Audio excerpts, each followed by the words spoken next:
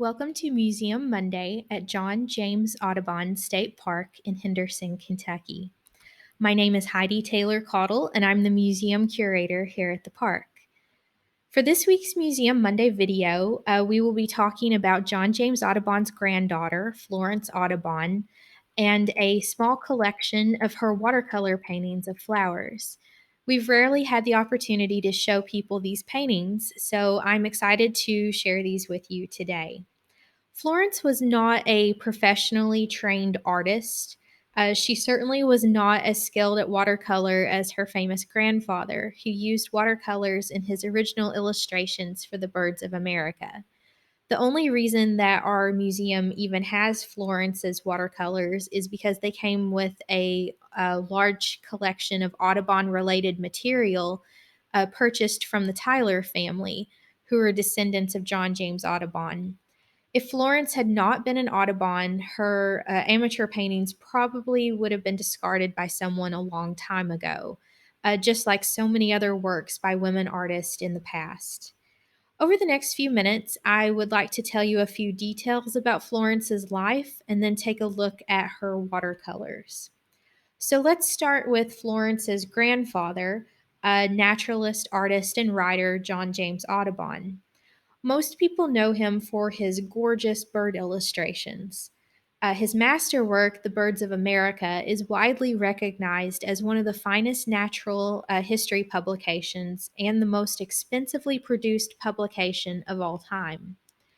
John James Audubon had four children, one of whom was John Woodhouse Audubon.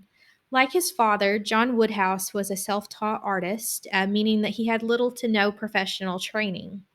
Since he and John James Audubon were men, they had more freedom than women to explore and travel far from home.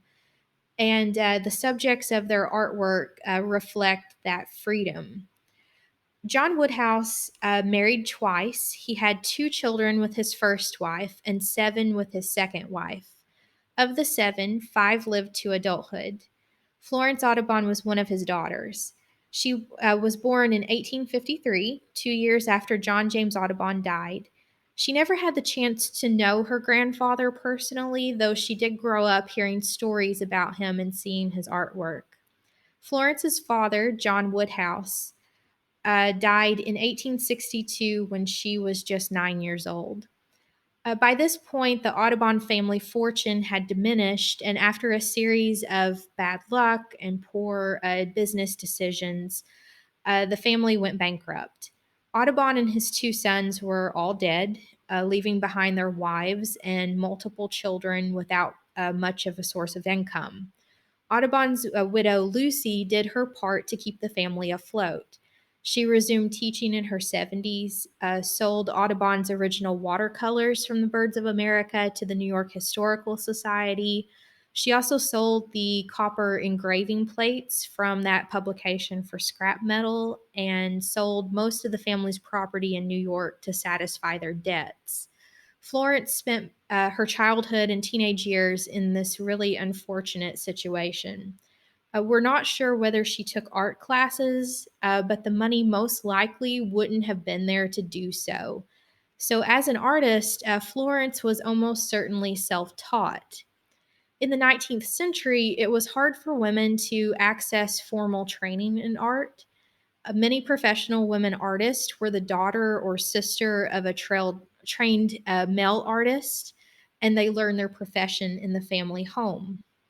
For most middle class women, choosing drawing and watercoloring as a hobby was encouraged as part of a good education, but it wasn't something that they should pursue as a professional career.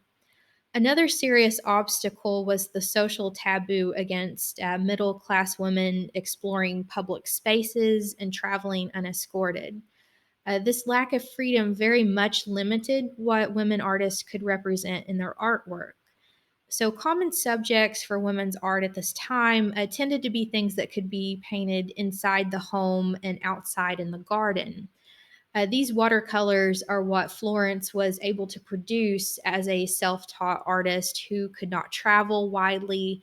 and was probably limited to the flowers in her family's garden or nearby fields. One of the first things I noticed about these watercolors is how vibrant they still are for being over 137 years old. If you look closely at these pictures, you can see that Florence observed and tried to illustrate small details. She attempted to depict variations in color, the texture of the petals, the leaves and stems, and the sinuous movement of the flower shapes. In two of these paintings, Florence adds poetry and even a note, quote, a victory over indolence, which means laziness. This was a woman who was artistic like her father and grandfather. And yes, her skills with watercolor are nowhere near John James Audubon's, but we have to remember her circumstances. And just as an interesting side note, Florence Audubon may have helped lay the groundwork for our museum at John James Audubon State Park. In the early 1930s, she corresponded with Susan Starling Tolles, the Henderson librarian credited with founding our museum.